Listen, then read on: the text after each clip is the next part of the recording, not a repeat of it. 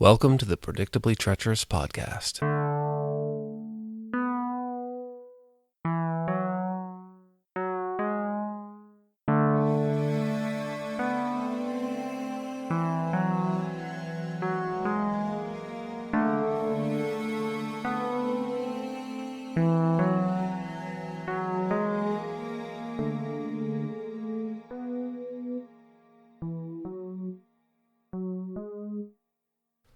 Welcome, everyone, to the Predictably Treacherous podcast, the inaugural episode.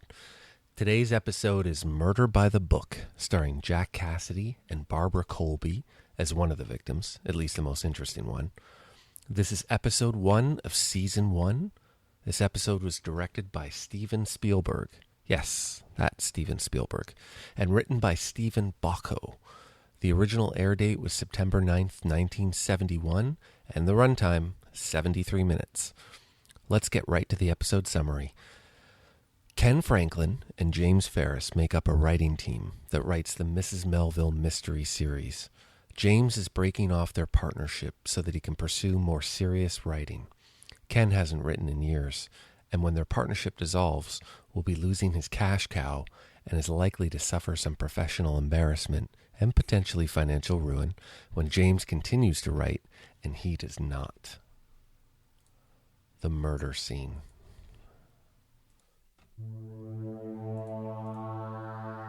The opening scene shows a car driving down a street with the sound of a typewriter. James Ferris is typing up the last few lines of a mystery novel in his office in a tall office building with a view of the city. A car pulls into the vacant parking lot of the building. The driver is Ken Franklin, Jack Cassidy. He retrieves a gun from the glove compartment. There's a knock at the office door. James opens the door, and Ken is pointing a gun in his face. James hesitates, then smiles. He isn't fooled. Ken admits that he's just playing a practical joke. It's an awkward icebreaker. Ken just wants to apologize for blowing up the previous day when James told him about wanting to break off their partnership. James says forget it. Ken wants to take James to his cabin so that they can celebrate their successful careers together and their new beginnings. James is reluctant to go. Ken says that he'll have James back before midnight. Then he makes James feel guilty enough that he agrees to blow off plans with his wife and leave with Ken for the cabin. Before leaving, Ken inconspicuously sets his lighter down on a table.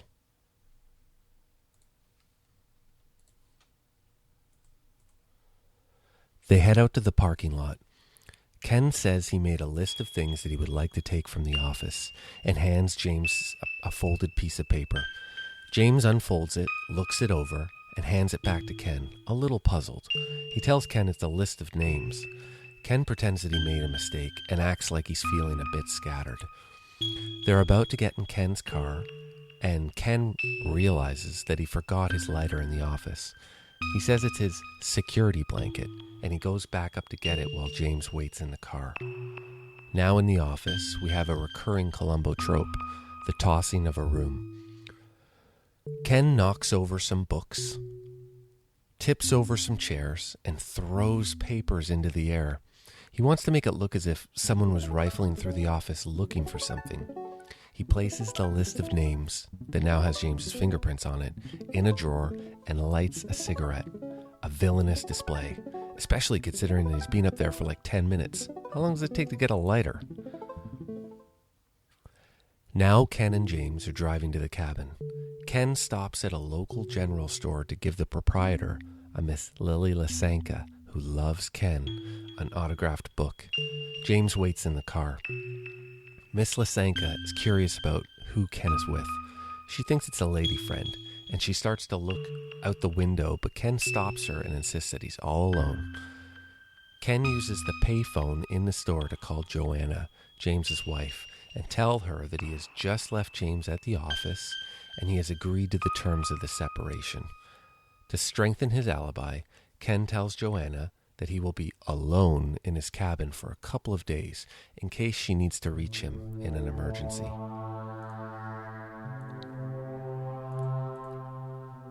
Back in the car, James says he's experiencing deja vu.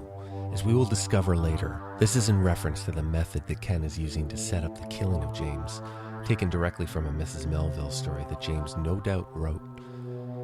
Now in Ken's cabin, we have another recurring Columbo trope, leather gloves. Ken is inexplicably wearing leather gloves inside the cabin, and there's a plastic cover over the couch. Now, James is a mystery writer. Shouldn't his radar be going off that he's about to be murdered? Leather gloves, plastic cover on couch. Although I'm not sure why Ken is wearing leather gloves exactly, considering he's in his cabin. I mean, his fingerprints are all over the place. I guess it's to prevent powder burns on his hands, but then again, no one's around, so he should have time to wash his hands after the murder. Well, nevertheless, like a red shirt on an away mission, James is oblivious to his impending doom. James looks distracted. He's feeling guilty for ditching Joanna. Ken suggests that he phone Joanna and tell her he's at a critical juncture in his novel, and he's going to work late and finish it. Now, reluctantly, James agrees and calls Joanna. He tells her he's at the office working late and he wants to finish this chapter, and it will be the last time, and bang! Ken shoots James while he's on the phone. This is a very risky move. James could have said Ken's name, or there could have been a misfire, or he could have told her the truth that he's at Ken's cabin. Joanna screams. She hangs up and calls the police. Now outside Ken's cabin, he prepares the trunk of his car for the body. Ken has a wry smile on his face. There's a bumper sticker on his car that says, "Have a nice day." Right on cue, Joanna calls Ken at the cabin and tells him about the shooting. He tells her he's sure it's a practical joke, but he'll come straight back to the city anyway. He hangs up the phone and has a drink. The Columbo intro. Back at the office, where James was seemingly killed, the police are grilling Joanna. Now, Joanna is a fine-looking lady, but she is wearing some bizarre red and purple outfit. She looks like she's going to jump through a ring of fire while riding a horse. So feeling overwhelmed with the grilling from the police, Joanna leaves the office for a drink of water from the fountain in the hallway. Columbo enters. Columbo tells her she looks exhausted, like she's had enough of answering questions. He says she looks like she hasn't had anything to eat, and that he's going to take her home. The he knows scene. Back at her home, he starts to make her an omelet, cracking eggs and grating cheese into a bowl. No hand washing. If you're one of those people who has a primal fear of salmonella, the scene will be quite disturbing for you. He asks her some questions about her husband's partnership with Ken Franklin. She had snickered earlier when he referred to Ken as one half of the writing duo. Joanna informs Columbo that Ken didn't do any of the writing, but he did contribute to the partnership. He handled the PR. She also lets him know that the partnership is over and that Ken did not take it very well. Let's listen to the clip. Maybe that's why he decided to go out on his own. Oh, really? I didn't know that. I guess he wanted to do some serious work. No kidding. How did Mr. Franklin take that? Not very well. But he'll get over it. Gee, I hate to be in his shoes. Why? Well, you got a writing team and they're very famous. Now they break up, and what happens? One fella continues writing books and the other fella just stops. Yeah. That's what I keep telling Jim. That sooner or later people are bound to find out. What, that your husband did all the writing? Yeah. Kind of tough on Mr. Franklin's ego. Right at the part when Joanna says, "Not very well," Columbo gives Joanna a long look, and you can tell he knows. He also seems to recognize the implications that after the duo breaks up, one writer will keep writing while the other will not, and then people will speculate that James was responsible for all the writing while they were together. Shortly after this, Ken arrives.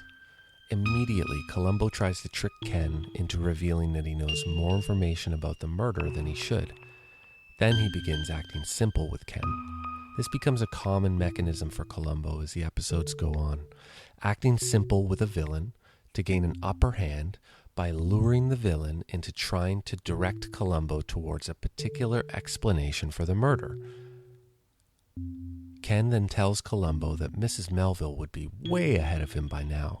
She would know that this was a professional killing. Playing the fool. Now back at the office, Ken shows Columbo the list that he had James touch earlier. It's a list of organized crime names. Columbo continues to play simple so that Ken will take him where he wants him to go. Let's listen to the clip. Take a look at that. Put it on the desk. Just drop it. Because of the fingerprints, you know. My Jim's fingerprints are all over that, so are mine. What is it? What's it look like? It's a list of names. Look at that. Musto, Delgado, Hathaway, Westlake. Sound familiar? Yeah, kind of. Well, they should. That's a list of some of the top men in organized crime on the West Coast. L.A., Vegas, Frisco. I don't understand. Well, it's painfully obvious. One of these men had Jim killed. Really? Why? Tell me something. How long have you been a lieutenant? So Ken's explanation is that Jim was going to write an expose of organized crime and was off to stop the book and as a warning to other would-be authors. Before Columbo leaves, Ken gives him a stack of Mrs. Melville books so that he can pick up some pointers from an expert. In the next scene, Ken drives home and dumps James's body on his lawn. Then he strolls into his house and while leafing through the mail, calmly calls the police to inform Columbo. Now outside Ken's home, the police are taking the body away. Ken tells Columbo that when he got home, James's body was on the lawn. He puts on an act like he's disgusted that the media is swarming around the body taking pictures. Ken and Columbo go inside. Inside Ken's home, Columbo sees the artwork that Ken has and realizes how expensive his tastes are. He asks if Ken is entitled to James's royalties after his death, and then suggests that he's SOL unless he took out life insurance on his partner. Ken quickly tries to bring the subject back to it being a professional hit. Columbo then asks Ken why he thinks the body was left on the lawn.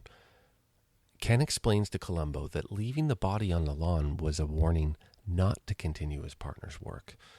Columbo asks Ken again to go over exactly what happened when he came home tonight and found his partner on the lawn. Ken tells Columbo that he came home, found James's body on the lawn, and simply called the police. So Columbo's confused. He can't understand why Ken's mail is open. He explains to Ken that if he came home and found his dead partner on his lawn, he wouldn't take the time to open up his mail. Ken doesn't have a good explanation for this. He tells Columbo that it was an unconscious reaction. Columbo tells him if anything comes up, he'll call him. Then he leaves. So next we have a short scene where Columbo is buying an insurance agent, a Mr. Tucker, a hot dog. It's curious that the agent is confused at first, thinking Columbo wants insurance for himself. And he says it's about time, so they obviously have a prior relationship. But Columbo wants to know whether Ken had a policy on James with Mr. Tucker's company. Do Ken and Columbo use the same insurance agent? Why does this guy know Columbo? Anyways, I think we're meant to take away that Ken did have a policy on James. In the next scene, Ken and a lady friend are at a show. The lady friend is in an episode of Banachek. Let's hear it for a living legend. We'll be going over that episode at a later time. Lily Lysanka, the general store owner, is in the crowd and flags Ken down loudly. She tells Ken that he should cancel his plans and take her out for dinner so that she can tell him her story about a witness. Ken understands the insinuation and they go to dinner. During dinner, Ken is creepy charming towards Lily, staring at her. During dessert, he asks her to tell her story about the witness. Lily confirms that she saw James in Ken's car when they stopped off at her store on the way to Ken's cabin. She confesses that she's very interested in Ken and doesn't want to get him in trouble. She wants $15,000 to keep quiet. He says she's a woman of some breeding and not a common blackmailer, and he's glad she came to him rather than the police. He wholeheartedly agrees to her terms and feeds her a sugar-covered strawberry, both literally and metaphorically. Now back at Ken's home, Columbo arrives. Ken is being interviewed by a journalist from a magazine. He's flirting with her. Then he turns to Columbo, spits venom at him, turns back to her, and continues shamelessly flirting. He tells her that after the death of his partner, Mrs. Melville will be retiring. When the interview is over, he ignores the photographer struggling to carry his equipment to the door, and he needlessly sees the interviewer out. After the journalist leaves, Ken is getting ready to leave for his cabin. Columbo is there to drop off the Mrs. Melville books. He asks if Ken is going alone because there are 2 bottles of champagne. Ken says they're both for him. As Ken is leaving, Columbo says there was a record of a call from Ken's cabin to the Ferris house on the day of James's murder. He asks Ken to explain. Ken says he called Joanna to tell her that he had agreed to the terms of the separation. Then Ken drives off to his cabin. He arrives at the general store. He gives Lily the briefcase with the $15,000, and he asks her to make the 2 of them dinner. And she sees no reason why she shouldn't have dinner with a murderer that she's blackmailing, and so she agrees. So now at dinner, they're both having champagne, and Lily is getting a little tipsy. Ken suggests that they go out to the lake in a rowboat. Now she says it wouldn't be very intelligent for her to get into a boat with him. Oh, that wouldn't be intelligent. She takes a look at the money in the briefcase, and she starts wishing that her dead husband was there. Ken sneaks up behind her with an empty bottle of champagne, and he knocks her out. Then he rows her out to the middle of the lake in a little rowboat. He throws the champagne bottles in the water and capsizes the boat. Then he swims back to shore. So in the morning, Ken is coming back from fishing, and the police are dragging Lily's body from the lake. Ken gets back to his cabin, and Columbo knocks on the window. For the first time, Ken looks a little worried. Columbo asks what caused all the traffic, and Ken tells him that a local woman drowned. It's a nice little exchange. Let's listen to the clip. Except for that bottleneck down the roundabout. Oh, there was a drowning. Well, what was it, a fisherman? Well, I heard someone say it was a local woman. A Miss Masanka or something? Something like that, yeah. Yeah. Did you know her? Not really, no. I was just wondering, because when I was in the kitchen before, I noticed a grocery box with her name on it. I occasionally buy supplies there, sure, like anyone else who lives around here. I think she was the one that drowned. Yeah. Because I stopped by the grocery store on the way here to pick up some cigars. I noticed it was closed and the cops' cars around. Well, if it was her, I'd be very sorry. She was always very friendly. Yeah, that's a shame. Oh, you did know her? Lieutenant, I know a lot of people without really knowing them. You know, like barbers, waitresses, parking lot attendants. Even the cop on the beat. Nice clip. Seems like Columbo knows that this is Ken's second victim. Columbo goes to the general store to have a look around. He wanders into Lily's living area. Her place seems a little sad now. It's cozy and has country charm, but the scene is dead silent. Columbo opens the table drawer. Nothing there. He looks through the newspapers in the rack under the table. Nothing. He opens the firewood box by the fireplace, maybe to see if Lily had a fire last night. He kicks a champagne cork that was beside the box, and it rolls across the floor. He picks it up and smells it. It's recent. Having found what he was looking for, he wanders back into the general store slowly. He walks through an aisle and past a shelf with some books. All of the books are light in color and faded looking, and one book with a black cover is sticking out from the rest, and the word murder is written quite clearly on it. Columbo takes the book out, and it's the latest Mrs. Melville book with an inscription from Ken to Lily on the front and side cover. So now we're back at Joanna's home. Columbo is telling Joanna that the book with the inscription proves that Ken knew Lily intimately, and the champagne cork seems to indicate that Ken was with her on the night of her death. He further explains that he thinks Lily knew something and may have been trying to blackmail Ken because Ken withdrew $15,000 from his bank that morning and then redeposited the money the next day. Joanna is still incredulous. She asks what's Ken's motive for killing James, and Columbo explains that he needed cash. He had 2 houses. He gambled, he had women and art. He was bleeding cash. The insurance policy on James's life would provide him with a windfall. Columbo asks Joanna for a match, and she gives him a matchbook. As he's lighting the cigar, he sees that something is handwritten on the matchbook. It's an idea for a murder mystery. He asks Joanna to talk about James and Ken and their relationship and anything she can think of, hoping something will click. Let's recap what's happened up to this point. Ken Franklin and James Ferris make up a writing team that writes the successful Mrs. Melville Mysteries. James is breaking off their partnership so that he can pursue more serious writing.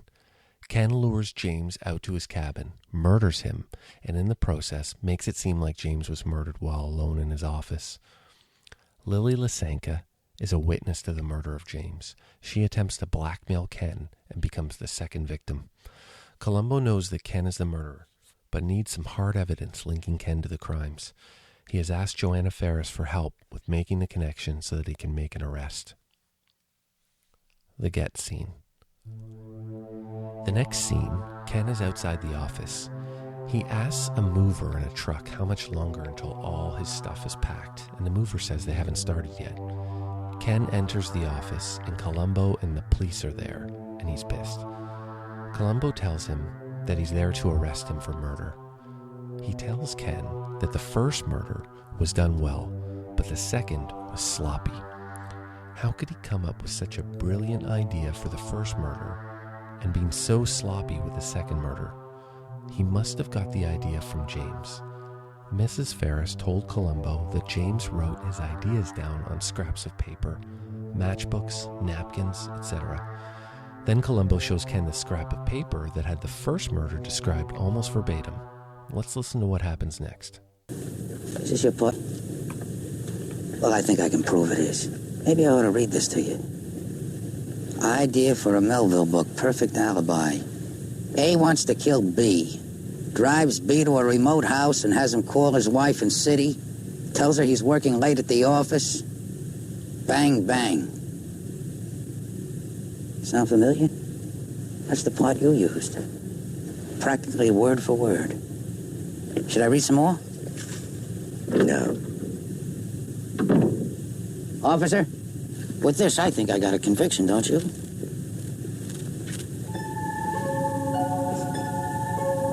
You gotta admit I had you going for a while now, didn't I? Yes, you did. You want to know the irony of all of this?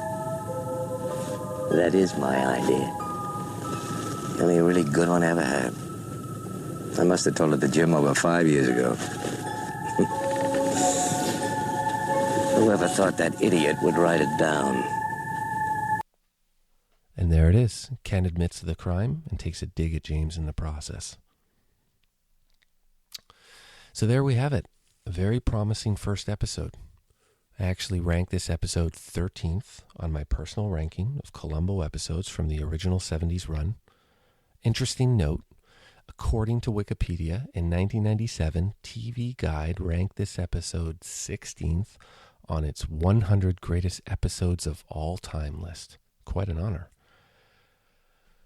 So Jack Cassidy as the villain. He was born in 1927 and he died in 1976 in a house fire, actually. Cassidy struggled with alcoholism and mental illness throughout the later period of his life. He appeared in 3 Columbo episodes. Besides this one, there's Season 4's Publish or Perish, great episode, and Season 5's Now You See Him, which I have ranked as my number 1 Columbo episode. He always played the villain. Besides Columbo, he appeared in a slew of TV shows in the 60s and TV movies in the 70s. Too many to mention. He has one of the greatest IMDb headshots that you're likely to see. Okay, let's move on to Barbara Colby. Born in 1939, died in 1975, another short-lived one. Shot for no apparent reason with a colleague, James Kiernan, in a parking lot. Kiernan also later died. She acted in some TV shows and movies in the early 70s. Most notably, she had a recurring role on Phyllis at the time of her death. She was replaced by Liz Torres, who went on to be in 20 episodes of Phyllis. I know Liz Torres from Gilmore Girls. That's right. I'm a Gilmore Girls fan. I want to move on to what I call the theory of Columbo. It's a bit grandiose sounding, but for me, there's sort of a template for Columbo episodes. So not all of the elements appear in every episode, but most of the elements appear in any given episode. Okay, so let's get right to it. So there's the murder scene. The murder scene occurs at the beginning of the episode. It's, the audience is privy to it, and Columbo is not. That's about as simple as it gets. The next sort of element, not necessarily next in order, but one of the things that happens is the Columbo intro. Columbo, he's usually shown as bumbling or incompetent, kind of an everyman, like a bonehead. Sometimes this involves something silly about his behavior or typically about his car. Okay. The next major element is Columbo determines the primary suspect. Now, this typically happens pretty shortly after Columbo is introduced. And he usually determines the primary suspect from a seemingly insignificant piece of evidence or some sort of arbitrary clue. Okay. So it's often something that's difficult to pick up on exactly what he sees. It's not mentioned. It's often a look that he gives, or the camera will pause on him and show him making a face. And looking back at the end of the episode, you can see the moment where he knows. And I'll talk about that in all my episodes. But so the next major element is Columbo always interacts with the primary suspect. So I call it playing the fool. He likes to play the fool with the primary suspect so that he can do a number of things. I guess elicit alternate theories of the crime is one of the big things. So his interactions with the villain, who he's determined is a primary suspect very early. His interactions with the villain will usually get the villain to suggest an alternate theory of the crime. And this helps Columbo to gather evidence. So that's the other thing he does. He tries to gather evidence by interacting with the primary suspect. It's not really evidence for convicting a suspect. It's more for confirming his own internal theories. He also uses the gathering of evidence to set a trap, okay, which is the next major element, the laying the trap. So after interacting with the villain, Columbo's gathered evidence, he's gained suspicions, and he'll usually use the information he's got from the villain to lay a trap. Or I don't want to say usually, okay, in some episodes he does lay a trap. So he may suggest a missing piece of evidence to the primary suspect, and he'll suggest that this piece of evidence would allow him to close out his investigation, sometimes in a way that fits the killer's alternate theory of the crime, and sometimes it's to give the killer a rock-solid alibi, okay? So the missing piece of evidence will give the killer an alibi. And then the next major element is the get. So if he's laid a trap and if the villain falls into it, then what will happen in the get scene is the villain will try to create the missing evidence, and Columbo will usually catch the villain in the act of creating the missing evidence, or, which is doubly good, he'll use the evidence in a new way to catch the villain, and then the villain will concede to the crime. So this is typically not typically, as I said, kind of the template. These are the major elements. Not every episode has all these elements, but many of the episodes have many of these elements. So there's the murder scene, the Columbo intro, Columbo determines the primary suspect, Columbo interacts with the primary suspect, the laying the trap, and the get scene. So that's it for today. I hope everybody enjoyed the episode. Please check out my website, www.predictablytreacherous.com, and tune in next week for Death Lends a Hand, starring Robert Culp and Ray Milland. Here's a brief summary. Arthur Kennicott is a newspaper mogul. He's married to a much younger woman and suspects she is having an affair. Kennicott has hired the firm Bremner Associates to have his wife's activities investigated. Bremner's firm finds that Mrs. Kennicott has been cheating, but Bremner offers her a chance to pass information to his firm in exchange for their silence. She refuses the offer and turns the tables on Bremner by threatening to expose his deception to her powerful husband. Be sure to tune in next week.